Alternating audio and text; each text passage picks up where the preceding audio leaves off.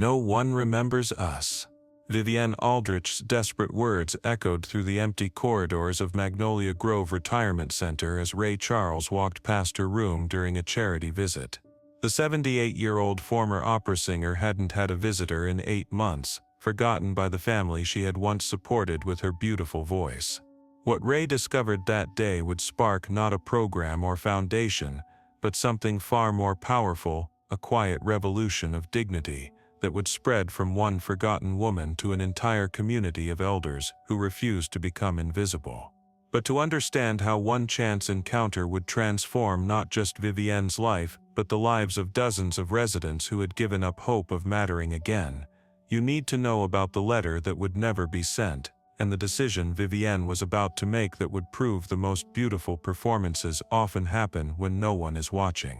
It was December 14, 1970. And Ray Charles had agreed to visit Magnolia Grove Retirement Center as part of a Christmas charity tour organized by his management company.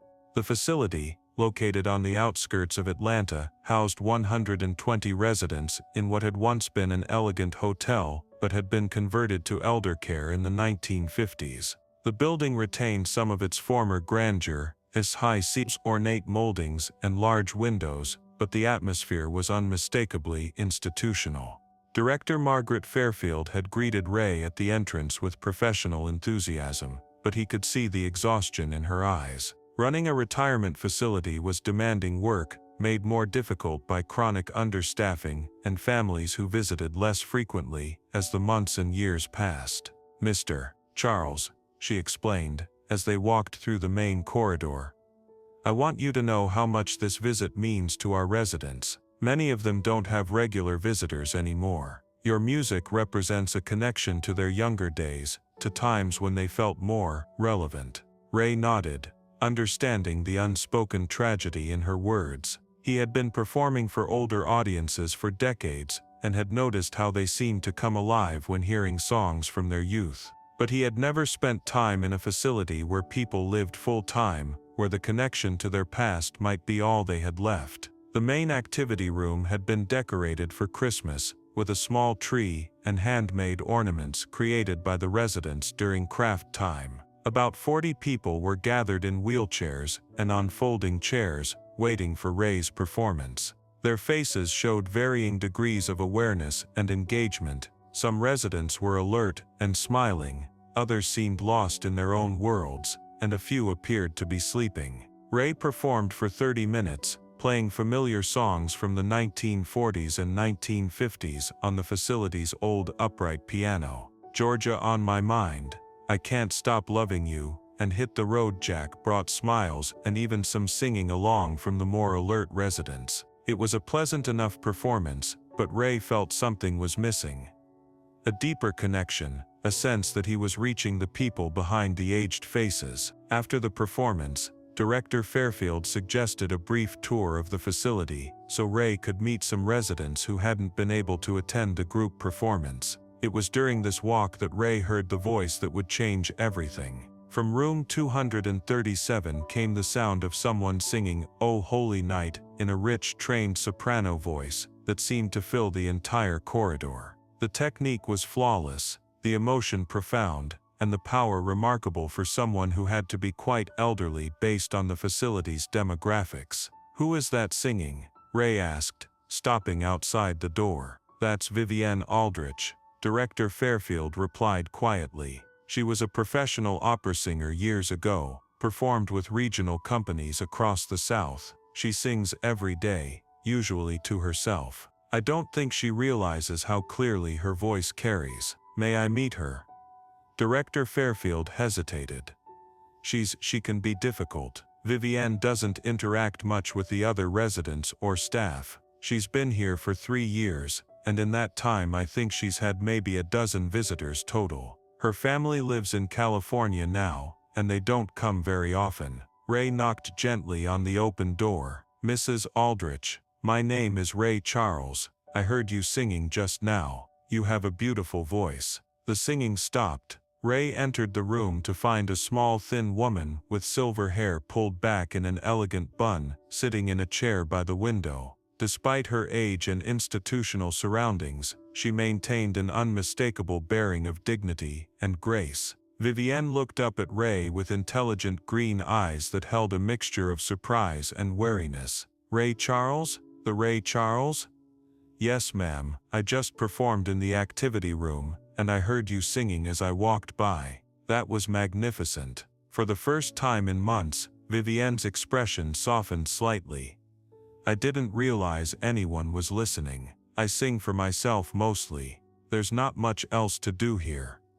Ray moved closer, guided by her voice. "You have professional training. I can hear it in your technique." "I had a career once," Vivienne said, her voice taking on a bitter edge. "I performed with the Charleston Opera Company, the Savannah Symphony. I had a life once, before I became this." "You're still a singer," Ray said simply. "Your voice hasn't aged a day." Vivienne was quiet for a moment, studying Ray's face. "Mr. Charles, do you know what it's like to go from being someone people paid to hear, to being someone people pay to forget?" The directness of her question caught Ray off guard. In his career, he had met many former performers who struggled with aging and irrelevance, but he had never heard it expressed so starkly. "Tell me about your life before," Ray said, settling into the room's single visitor chair. What followed was a conversation that lasted nearly 2 hours. Vivienne told Ray about her 30-year career as a regional opera singer,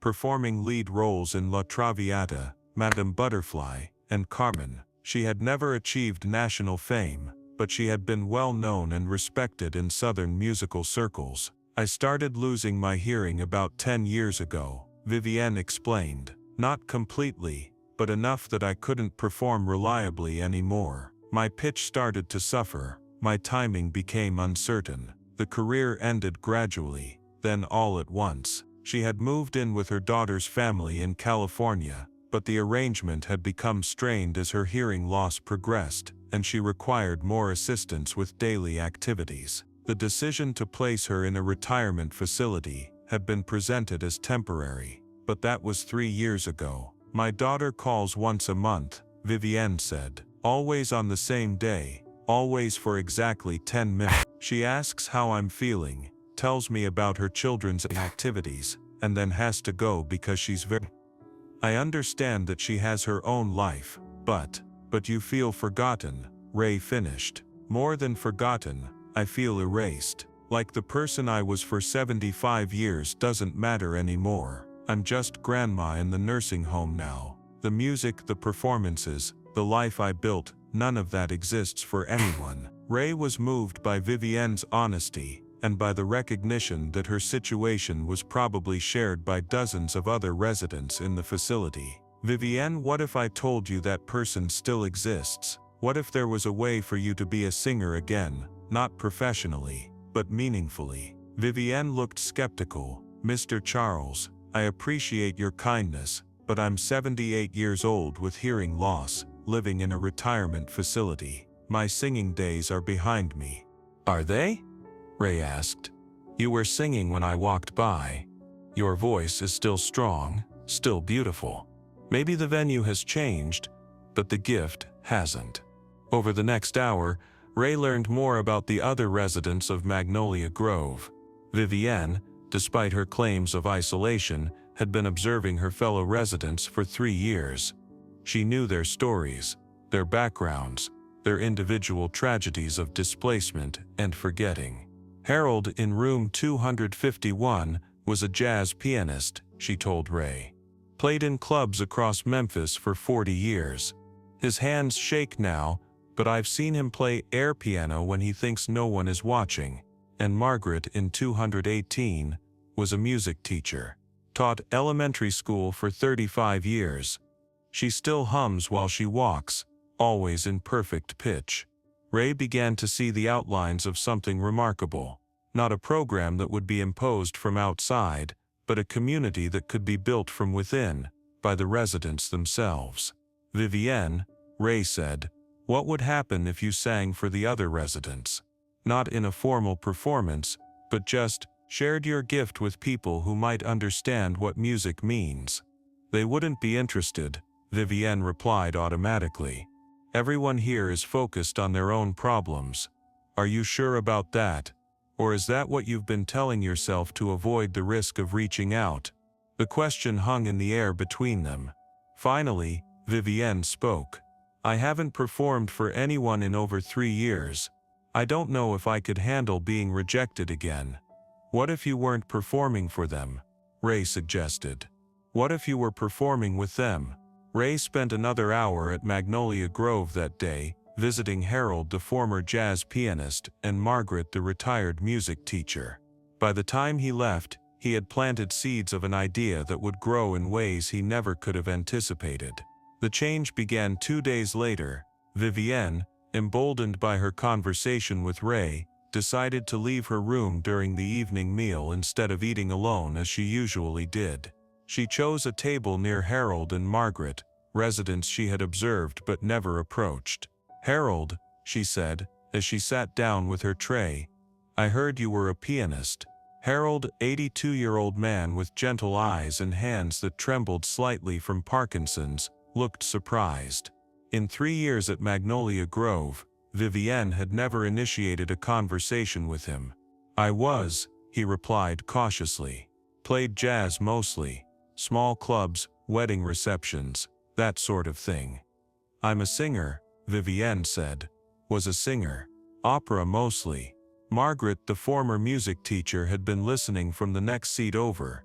I teach music, she said, then corrected herself. I taught music, elementary school. It was a simple exchange, but it was the beginning of something none of them had experienced in years. Recognition as the people they had been, rather than just the elderly people they had become. The next evening, the three found themselves sitting together again. This time, Vivienne hummed a melody while she ate, and Harold began tapping out a rhythm on the table with his shaking fingers. Margaret found herself humming harmony. We sound good together, Margaret said, almost surprised.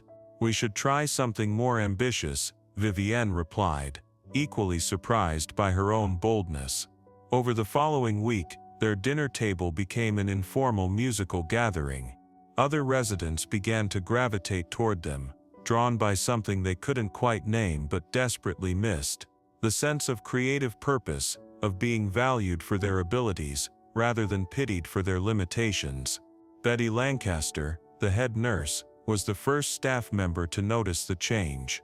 There's something different about Mrs. Aldrich, she told Director Fairfield. She's been coming to meals regularly, talking to other residents. I haven't seen her this engaged in the 3 years she's been here.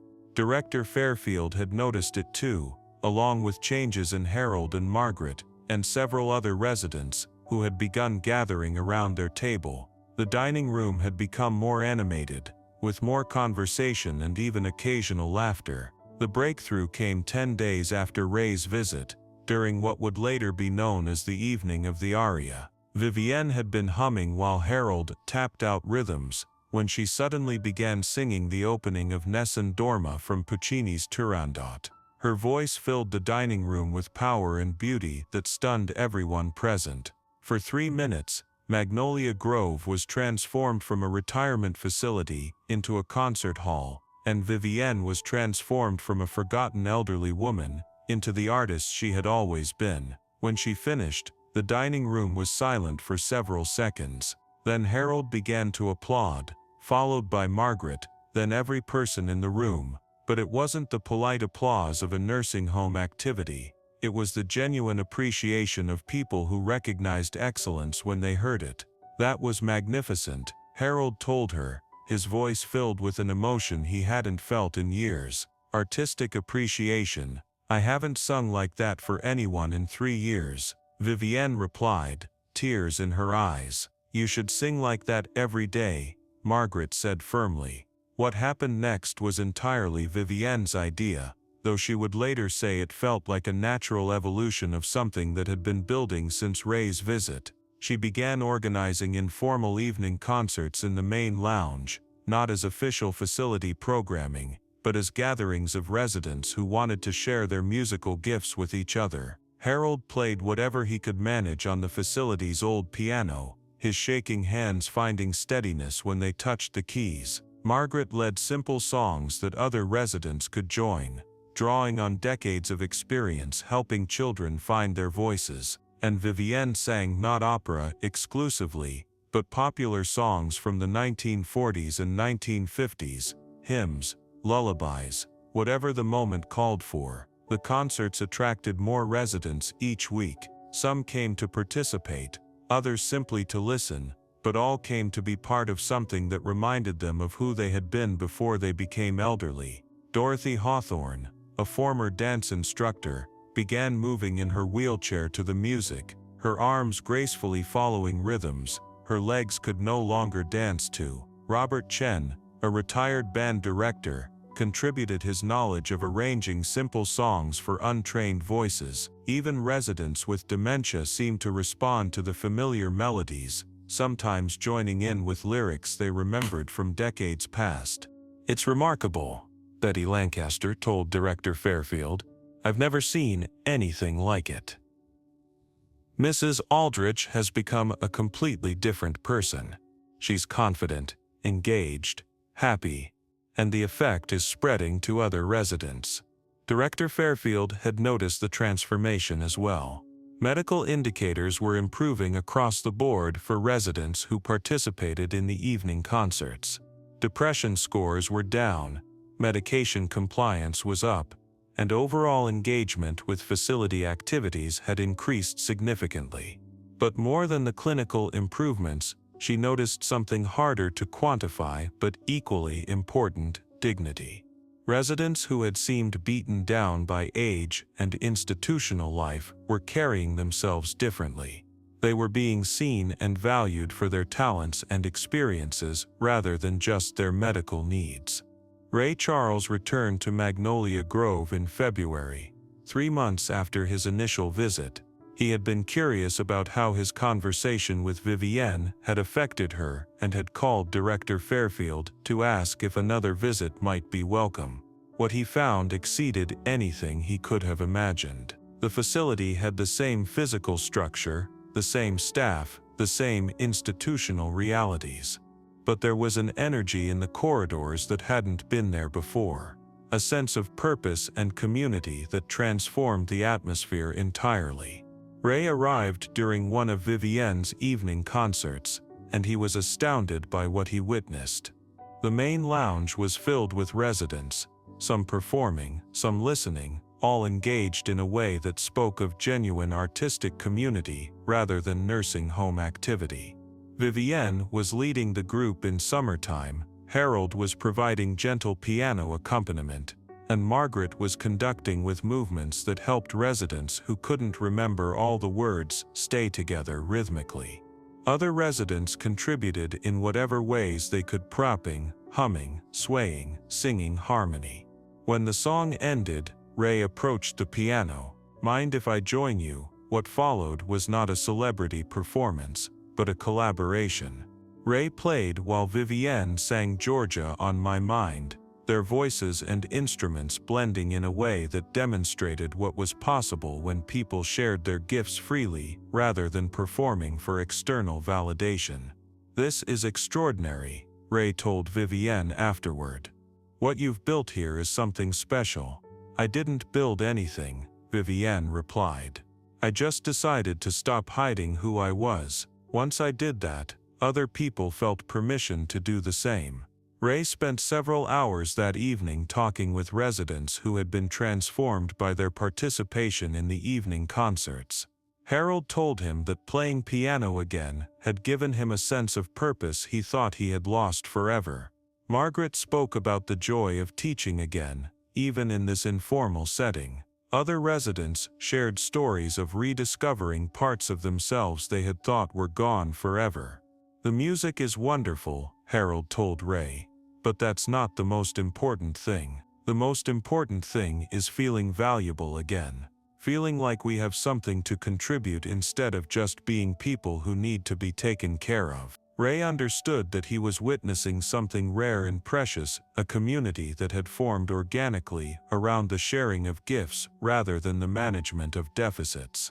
No one had imposed this from outside, no organization had funded it. no professional had designed it as therapy. It had emerged from the residents themselves when they decided to see each other as complete human beings, rather than diminished elderly people. The evening concerts at Magnolia Grove continued for years, growing and evolving as new residents joined and others passed away. Vivienne remained the informal leader until her death in 1978, but the tradition she had started continued beyond her, maintained by residents who understood that their past lives and accumulated talents remained valuable regardless of their current physical limitations. Word of what was happening at Magnolia Grove spread through Atlanta's network of retirement facilities, and similar resident-led musical communities began forming at other locations. Not because anyone was trying to replicate a program, but because the basic human need to be valued for one's gifts rather than pitied for one's limitations is universal among elderly people. Director Fairfield often spoke about the transformation she witnessed at Magnolia Grove, particularly in interviews with other facility administrators who were dealing with the challenges of resident depression and disengagement. "What I learned from Vivienne Aldrich and her concerts," Fairfield would explain, "is that we had been thinking about our residents all wrong. We were seeing them as people who used to be teachers and musicians and dancers, rather than as people who still are those things, just in different circumstances." The change in perspective had practical implications for how the facility operated. Instead of focusing exclusively on medical care and basic activities, Magnolia Grove began incorporating recognition of residents' professional backgrounds and talents into daily interactions. This wasn't formal programming, it was simply a matter of seeing and treating residents as complete people rather than collections of medical conditions. Ray Charles continued to visit Magnolia Grove annually until his death in 2004, but his role evolved from performer to participant. The evening concerts no longer needed outside entertainment because the residents had discovered they were the entertainment. Ray's visits became opportunities for musical collaboration rather than charitable performance. In his later interviews, Ray often cited his experience at Magnolia Grove as one of his most meaningful professional experiences, even though it occurred entirely outside the traditional music industry. "I learned something important from Vivienne Aldrich," Ray reflected in a 1985 interview. "I learned that the most powerful music happens when people share their gifts with each other, not when they perform for each other. There's a difference between being an entertainer and being part of a community, and community is what lasts." Vivienne Aldrich lived until age 85, spending her final 7 years at Magnolia Grove as a valued and celebrated member of a community that recognized her full humanity. Her evening concerts had evolved into a twice-weekly tradition that included not just music but poetry readings, storytelling, and informal classes where residents shared expertise from their former careers. Her daughter began visiting more frequently after learning about her mother's musical activities, and their relationship improved significantly when she started seeing Vivienne as her accomplished mother rather than just an elderly person who needed care. The story of Vivienne Aldrich and the evening concerts at Magnolia Grove serves as a reminder that aging doesn't erase identity or diminish the value of accumulated talents and experiences. It demonstrates that dignity and purpose can be maintained throughout the lifespan when communities create space for people to be seen and valued as complete human beings rather than collections of limitations.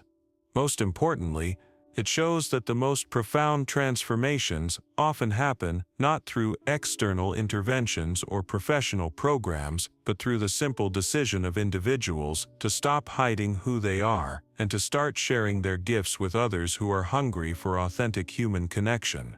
Today, resident-led musical communities exist in hundreds of retirement facilities across the United States, many of them inspired by stories of what happened at Magnolia Grove in the 1970s. The model has spread not through formal replication, but through the recognition that the need to be valued for one's abilities rather than pitied for one's limitations is universal among elderly people. The main lounge at Magnolia Grove, which closed in 1995 when the building was converted to condominiums, featured a small plaque in its final years that read, "In this room, Vivienne Aldrich and her fellow residents proved that the music never stops for those who refuse to let it die." For Ray Charles, the experience at Magnolia Grove reinforced his understanding that music's greatest power lies not in its ability to entertain, but in its capacity to help people recognize their own worth and connect authentically with others. It reminded him that sometimes the most important audiences are the smallest ones, and that the most meaningful performances often happen when no one outside the immediate community is watching.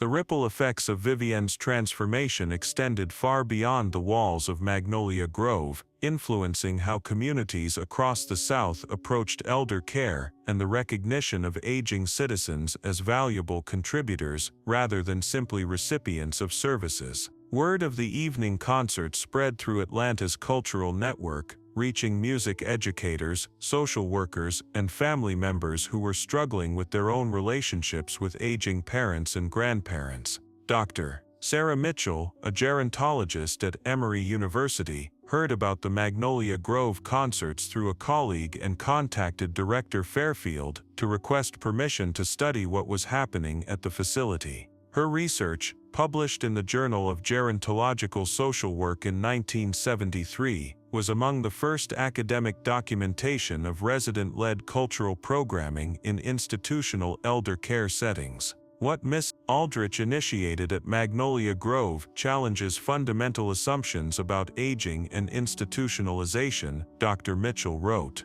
The traditional model treats elderly residents as passive recipients of care, but the evening concerts demonstrated that residents could be active creators of community culture when given the opportunity and encouragement to share their life experiences and talents. The research findings were significant enough to influence policy discussions about elder care at the state level. Georgia's Department of Human Services began encouraging retirement facilities to incorporate recognition of residents' professional backgrounds and creative abilities into their programming. Though officials were careful to note that successful programs needed to emerge from resident interest rather than administrative mandate. "You can't impose community from the outside," explained Robert Chen, who served as the state's Director of Elder Services during the 1970s. What happened at Magnolia Grove worked because it started with the residents themselves. Mrs. Aldrich didn't wait for permission or professional guidance, she just started being herself again,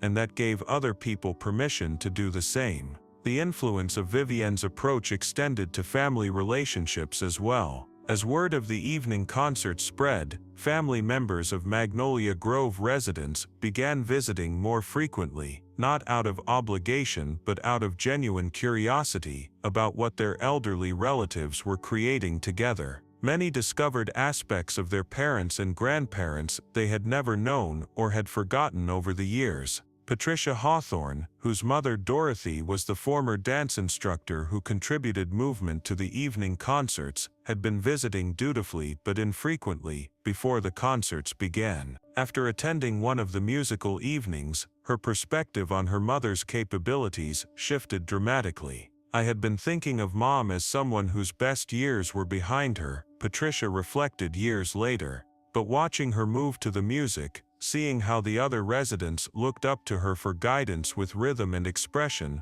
I realized she was still teaching, still contributing. She was still Mom, just in a different setting. This shift in family perceptions had practical benefits for the residents. Children and grandchildren began bringing their own families to the evening concerts, creating intergenerational connections that enriched the lives of both the elderly residents and their younger relatives. Children who had been reluctant to visit the nursing home became eager to attend Grandma's concerts. The musical evenings also attracted attention from Atlanta's broader cultural community. Local musicians began visiting Magnolia Grove, not to perform for the residents, but to participate in collaborative musical experiences. The monthly community night concerts that evolved from these visits featured performances by residents alongside visiting artists, creating genuinely integrated cultural events that benefited everyone involved.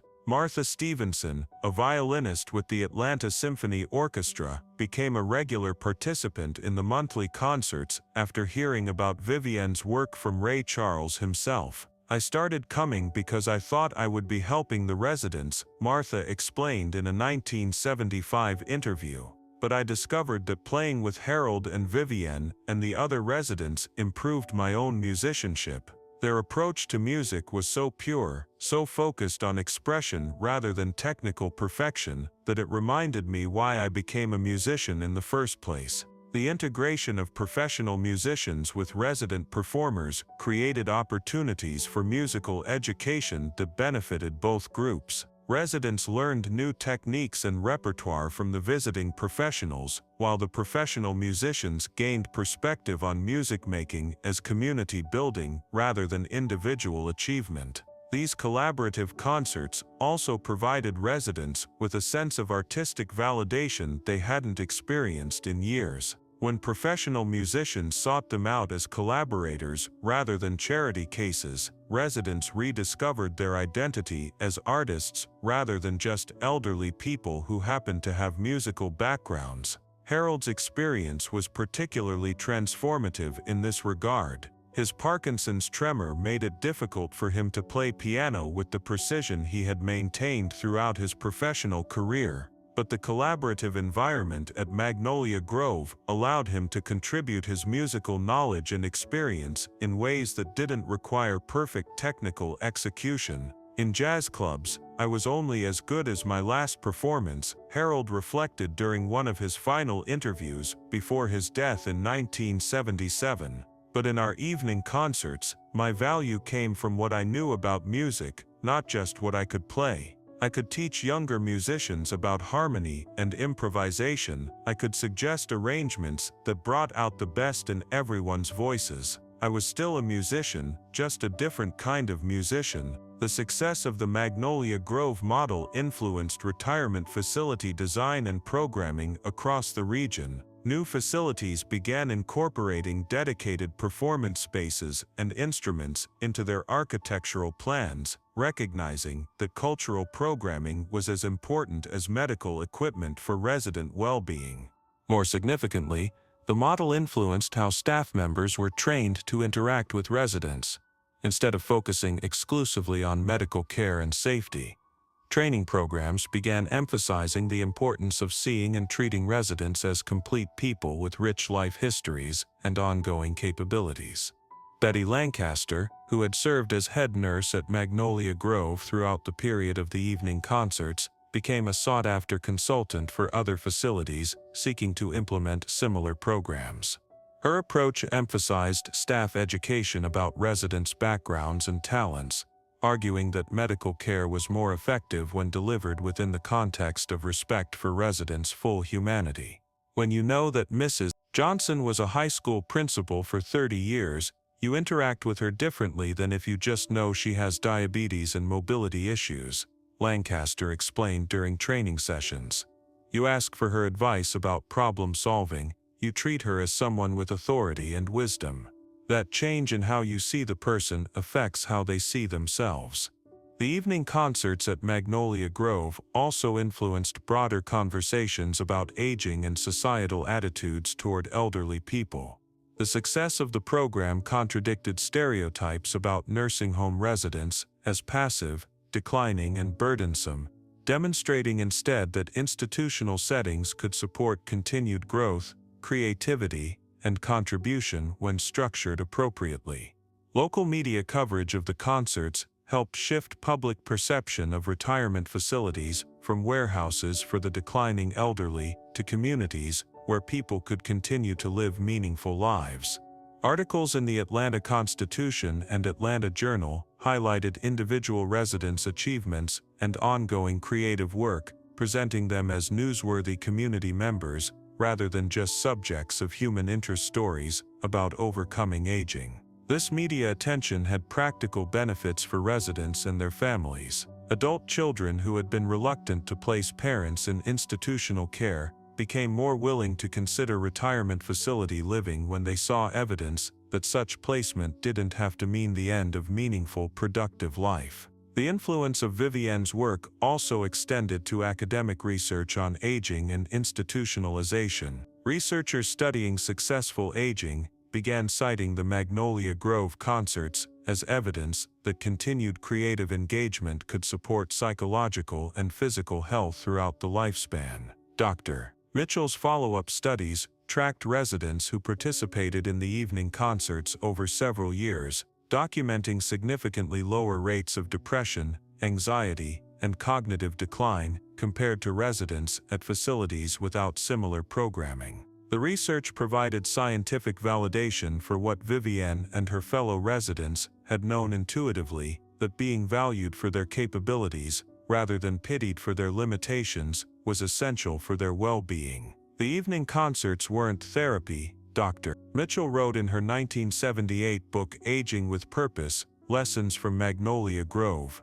They were life. They were residents continuing to be who they had always been, just in a different setting with a different audience. The book became required reading in gerontology programs and influenced a generation of professionals working in elder care. Its central message, that aging doesn't erase identity or diminish the value of accumulated experience, challenged prevailing models of institutional care that focused primarily on managing decline rather than supporting continued growth. Vivienne Aldrich herself became something of a celebrity within Atlanta's cultural community during her final years at Magnolia Grove. Local newspapers featured her in articles about successful aging, and she was invited to speak at conferences about elder care and resident-led programming. But Vivienne always emphasized that the success of the evening concerts wasn't about her individual leadership, it was about the willingness of residents to see each other as complete people, rather than just fellow patients. The concerts worked because they were based on mutual recognition and respect rather than hierarchical programming imposed from outside. "I didn't create a program," Vivienne said during her final interview in 1978.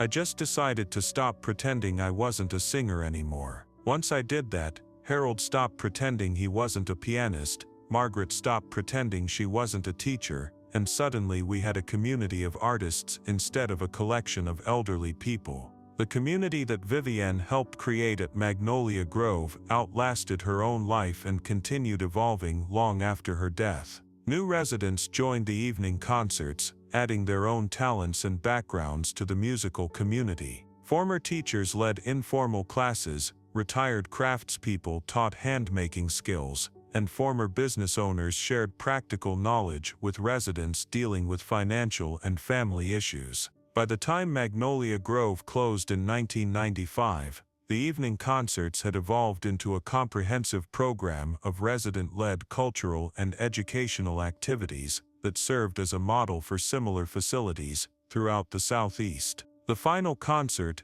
held on the night before the facility closed, featured performances by 3 generations of residents who had participated in the program over its 25-year history. Ray Charles attended that final concert, performing one last collaboration with residents who had carried on Vivienne's legacy of seeing themselves as artists first and elderly people second. His performance of Georgia on My Mind with the facility's final resident choir was recorded and later donated to the Atlanta History Center as a document of an innovative approach to elder care that had influenced communities far beyond its original setting. In his remarks that evening, Ray reflected on the lessons he had learned from Vivienne Aldrich and her fellow residents about the nature of community, creativity, and human dignity. "Vivienne taught me that music never retires," Ray said. "Neither does teaching or dancing or any of the other gifts people develop over a lifetime.